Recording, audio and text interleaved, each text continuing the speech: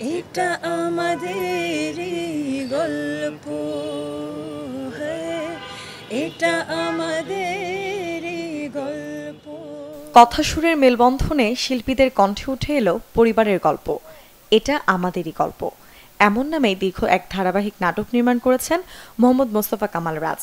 প্রচারের আগে শিল্পীদের নিয়ে বসেছেন ঘরোয়া আড্ডায়, যেখানে আমন্ত্রিত গণমাধ্যম।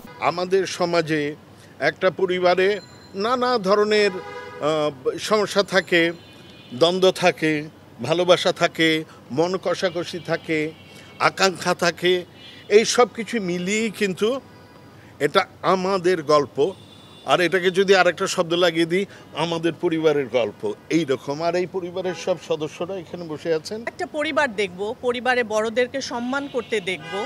আমাদের ভেতরে বা আমি বলবো যে ইয়াং জেনারেশন যারা আছে তাদের ভেতরে কিন্তু ওটার একটু এফেক্ট পড়ে যে বড়দেরকে আসলে এভাবে সম্মান করতে হয়। ক্ষেত্রে সিন করেছি, করে খুব এনজয় করেছি বলতে পারি, এবং আমি খুব আপ্লুত এই পরিবারে যুক্ত হতে পারে। সময়ের সাথে হারিয়েছে যৌথ পরিবারের রীতি, নিজের নাটকে তা যেন ফিরিয়ে আনার চেষ্টা নির্মাতার। গল্পে সহজভাবে বলেছেন, পরিবারের শুরু পরিবারেই শেষ। ইমোশন আছে, এই গল্পে রোমান্স আছে, এই গল্পে সাসপেন্স আছে, এই গল্পে ড্রামা আছে, এই গল্পে হাসি আছে, সব কিছু একসাথে পাবেন। মানে সম্পর্কের গল্পে যা যা লাগে, একটা পরিবারের বাসায় যা যা আছে সব আছে, এবং এমন না যে দেখলে বোরিং লাগবে।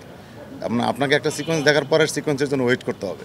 বড়দের প্রতি শ্রদ্ধা, সম্মান, ভক্তি, বছরের উৎসব পার্বণ সবকিছুরই মেলবন্ধন ঘটেছে দীর্ঘ এই ধারাবাহিকে, বললেন এই শিল্পীরা। ফ্যামিলি বড় ছিল এবং দায়িত্ববান একজন ছেলে এবং খুবই রিয়েলিস্টিক একটা ছেলে।